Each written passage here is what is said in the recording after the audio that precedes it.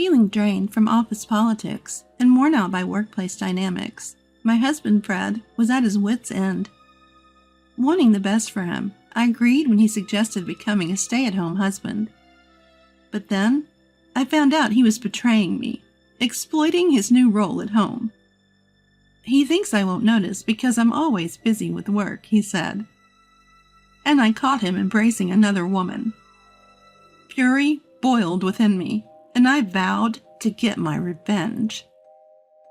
I'm Martha, a 28-year-old office worker.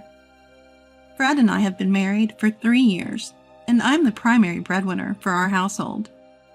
When we first got married, both of us had jobs, but my husband reached his limit with office politics and the work environment and decided to quit.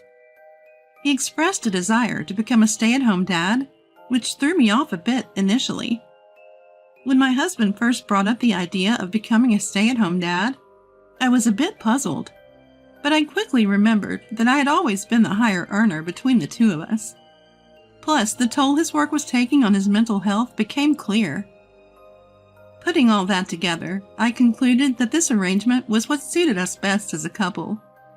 However, even though couples like us are becoming more common, it's still not the norm, especially for people of our parents' generation. This setup might be hard to believe. My in-laws, who are close neighbors and generally good to us, also found it difficult to understand at first. Are you sure about this, Martha? Regardless of how much you earn, it's a lot to shoulder, my mother-in-law cautioned.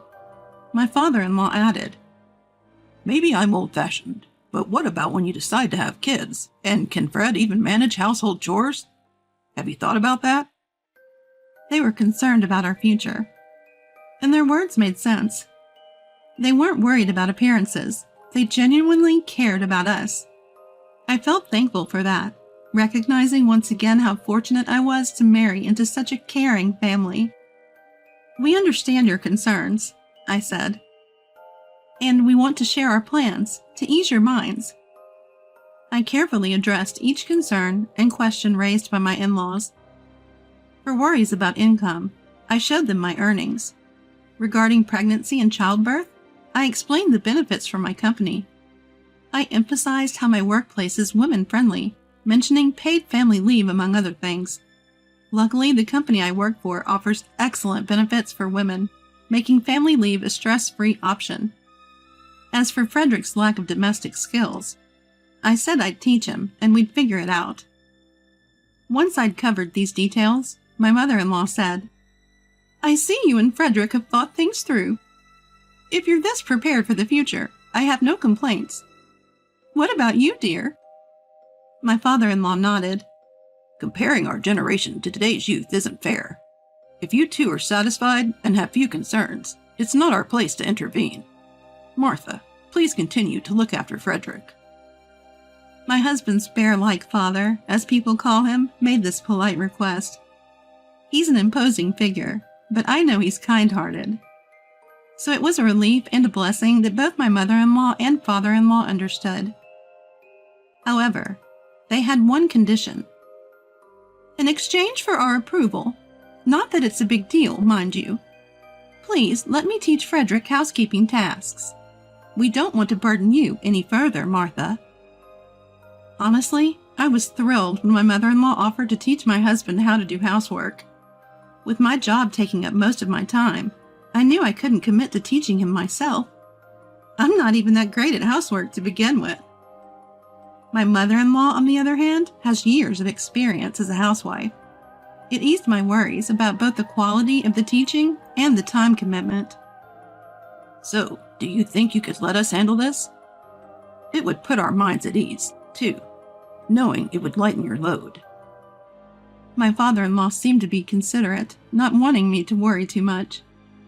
He wholeheartedly agreed with my mother-in-law's suggestion. Just by that, I could tell how much both of them genuinely cared for us. Feeling warmth from their kindness, my husband and I decided to lean on them a bit.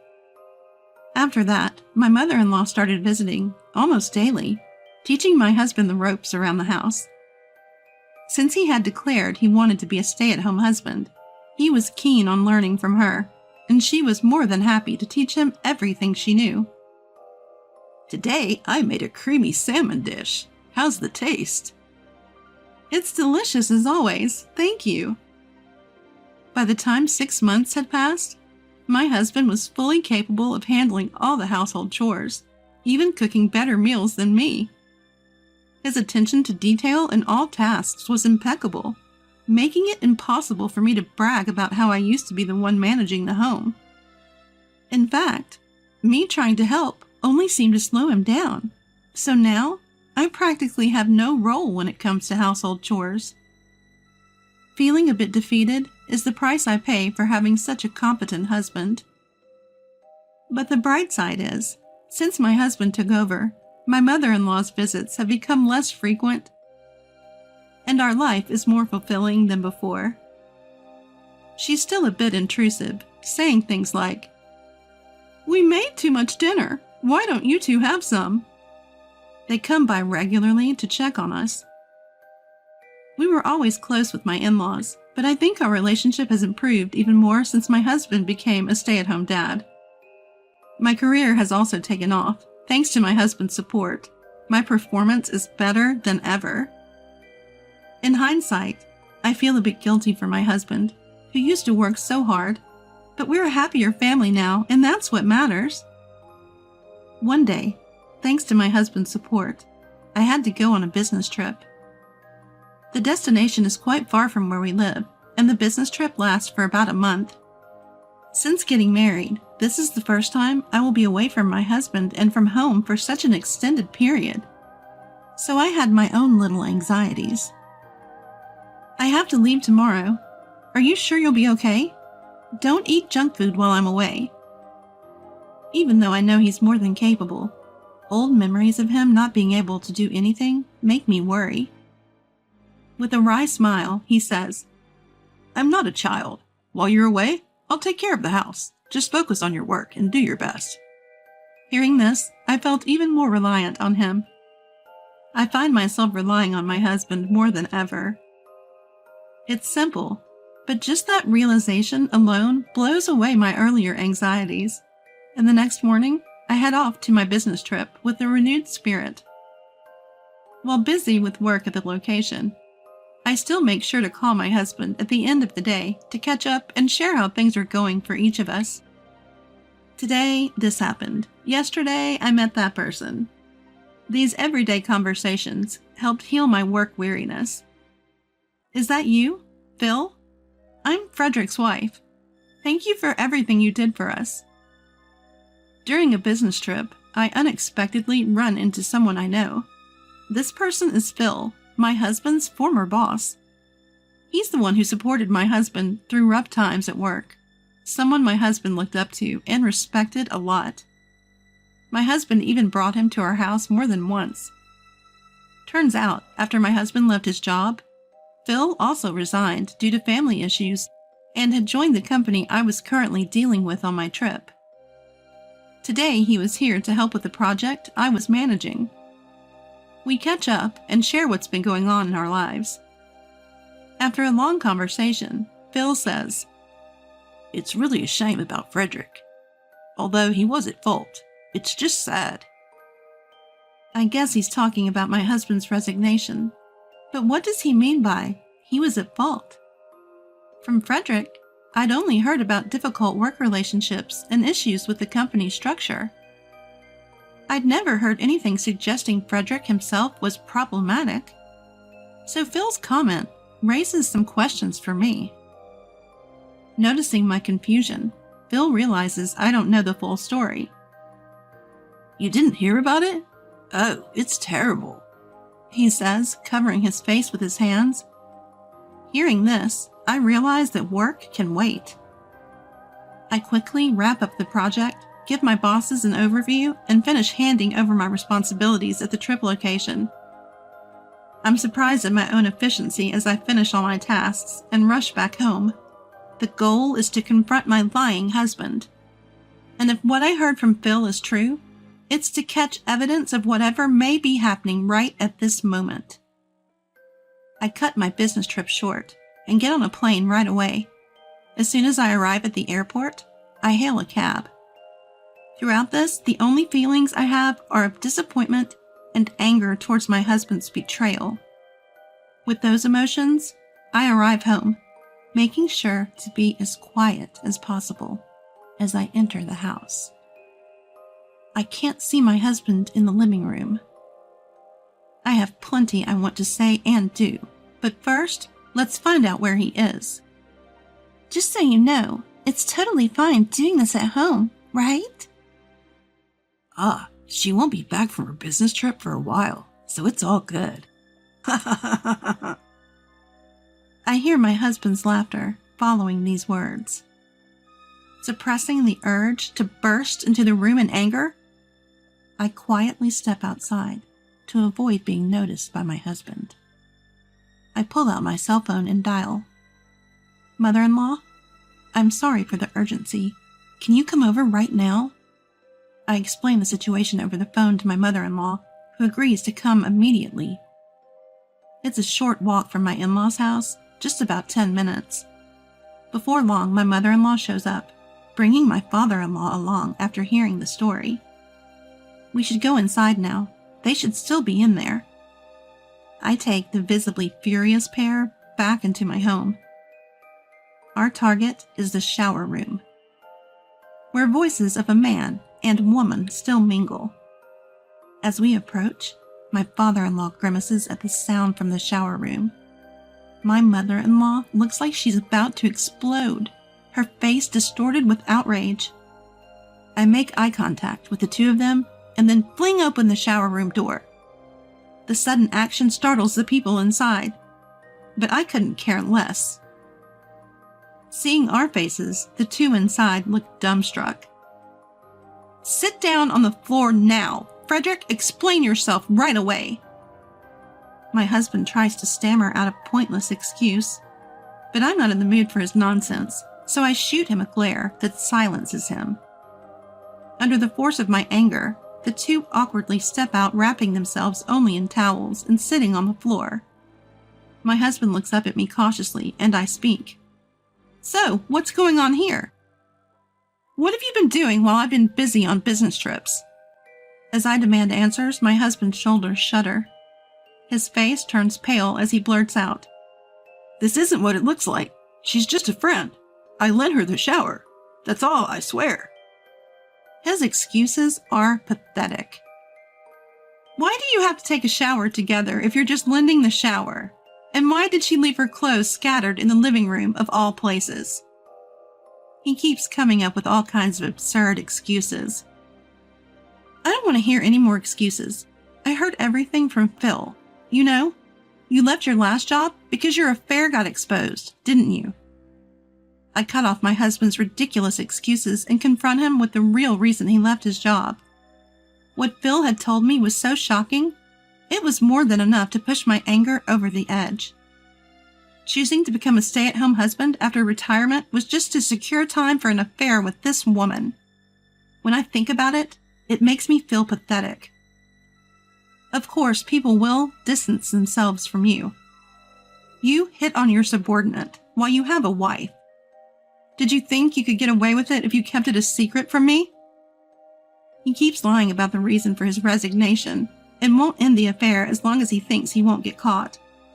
And on top of it, he's enjoying his ongoing affair with the money I've been making. This is unacceptable, and I have no intention of forgiving him. Well, it was a small mistake. I still love you more than anyone. I don't care about her. I'll break up with her right away if you say so. The woman who had been cowering behind my husband lifts her face at this sudden betrayal. Her face, pale just moments ago, is now flushed red. Unaware of my incredulous gaze, my husband continues speaking. My husband doesn't notice and continues. This is just a fling. You're the only one that matters to me, Martha. This is what people mean by pathetic. He declares his love for me while standing there only in a towel, with his affair partner right beside him. The disgust is overwhelming. The tears start to come when I think about having married this guy. Even my in-laws behind me seem to agree. We were quiet, because we thought Martha should be the one to speak first. But as your mother, I am so ashamed," my mother-in-law says, stepping forward. The mother-in-law who steps forward in front of me starts talking, her face tinged with a sort of pathetic look. Her face is a mixture of anger and pity. Mixed in are various other emotions, making it impossible to discern her true feelings. "Why haven't you apologized yet? You betrayed Martha, didn't you? Made her sad, didn't you? Shouldn't you apologize from the heart, no matter how many times it takes?" And there, scattered about, are clothes clearly not mine. Phil was right, I realize. You can't keep lying and making excuses. My father-in-law standing behind my mother-in-law doesn't say a word, but his face shows he agrees. Finally, my husband seems to realize his mistake. "I'm really sorry," he blurts out. But that doesn't mean I have to forgive him. "Give me your phones. I'm collecting all evidence of your affair," I tell him. I take their phones and document all the evidence. There are too many pictures and messages proving their relationship. "That's enough evidence and excuses. Take her and leave right now. I'm divorcing you, and I never want to see your face again," I tell him now that I have all I need. But this poses a problem for him. Even if I sort out the alimony payments during the divorce, being kicked out of the house while being a stay-at-home husband would be unbearable. Especially now my in-laws know about this situation. Given their attitude, it'll be hard to go back to my parents' house after leaving here. "Wait a minute. I've been doing my share of housework too, you know. And now you're talking about divorce and kicking me out? Give me a break. Can we please try again?" My husband pleads, throwing away his pride. Just as I'm finding him annoying, my father-in-law makes his move. "What you've done is a betrayal to Martha and to us. Stop causing her more trouble." With that, father-in-law grabs my husband by the collar. "Dad, what are you doing? That hurts." My husband, whom I've described as bear-like, is shrieking as he's held by father-in-law's large frame. Father-in-law keeps a tight grip on his son, grabbing his discarded clothes from the ground as well. He then drags him to the front door and unceremoniously tosses him outside. "This is the last straw. Never show your face in front of Martha or us again. Next time won't be so easy for you." A declaration that signifies he's disowned by the family. My husband slumps in defeat at the front doorstep. Then my father-in-law quickly tells the mistress to get dressed, and she's thrown out as well. "Wait, seriously, please forgive me, Dad, Mom, Martha." My husband pleads, in nothing but a towel around his waist, but no one is there to listen. "You should have been finding a new job instead of having fun in the shower. Goodbye." I say just that, and then close the front door, locking it behind me. I put all my emotions into turning that key, hoping I'll never have to see my husband's face again. Despite all this, my husband kept saying, "I don't want a divorce." But my furious in-laws made him sign the divorce papers, and we are now officially separated. He abandoned his mistress during the shower incident, so they broke up too. Of course, I claimed alimony during the divorce trial. Though we did have to divide our assets, the amount I received as a settlement in the divorce court was fairly substantial, considering the length of his affair and the emotional toll it took on me. As a result, my husband had to pay out of the assets we divided, leading him to a pretty tough financial situation. It goes without saying that his parents severed all ties with him. Now he's jobless, familyless, and broke. Pushed out into the world all alone. As for Catherine, rumors of her affair have spread, causing her to lose her standing at work. My husband is now juggling multiple part-time jobs just to scrape by.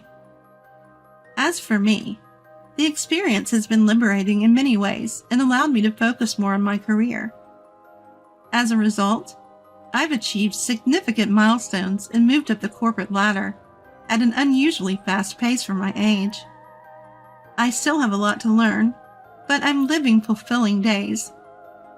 Although I've lost any formal relationship with my in-laws due to the divorce, we still keep in touch. We may have lost the legal bonds of family, but the emotional connection remains. To me, they're like a second set of parents, and I plan to cherish this relationship as I move forward in life.